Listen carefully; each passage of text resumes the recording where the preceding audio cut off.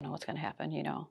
And my mom says, "Hey, Monica, I just wanted to let you know that I talked to your stepdad, and that's never going to happen again." And he still had that smirk on his face. And I'm just looking at him. And at 11 years old, I'm looking at this man who's mockingly staring at me, laughing. And I remember looking at him and said, "Oh, I know it's not going to happen again." And I pointed to him, I said, "Because I'll kill you." And of course, he thought that was funny. I was dead serious. Like, I'm going to have to protect myself. This is not good. At the time, I was going to a Christian school, and my mom ended up staying married to that man for 7 years. So it's not my current stepfather. And I want to make that very clear. The man that mom's been married to for over 30 years right now, it's not him. So people who know me might know my stepdad that I have now. It's not him. He was actually very good to me. So I want to make that point. But back to that, it was very difficult living in an environment when you weren't sure what was going to happen and where you had this man like taunting you, taking things from you, just being creepy, you know? And all you want from your home is to feel like you're safe. And that's the last thing that I felt.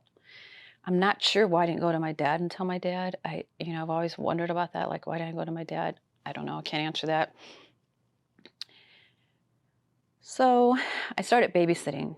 And on weekends, I'd babysit for kids. And I started babysitting for a few years later, about 4 years later, for a pastor's family. And I watched those kids, and it was great. It was a lot of fun, and I enjoyed it. We got to do some really fun things. And I remember my mom sitting me down and saying, "We're going to have a meeting with this pastor's family." I'm like, okay, I don't know what she's saying.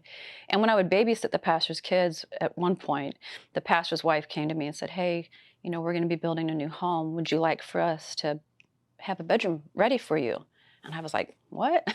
No, I thought that was weird. She's like, "You can pick out any theme you want." And I'm thinking, no, I'm not going anywhere. I mean, that was kind of weird and scary too, like being moved. I just thought that was crazy. I thought maybe that was just an idea, or maybe she's trying to be nice. I'm not sure. But not too long after that, like I said, my mom said we had a meeting scheduled.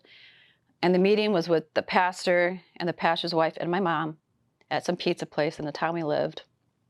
And that's when I was told that I would, in fact, be moving in with that family. And that took me out of the situation with my stepdad, and unfortunately put me into an environment where I would be violated again.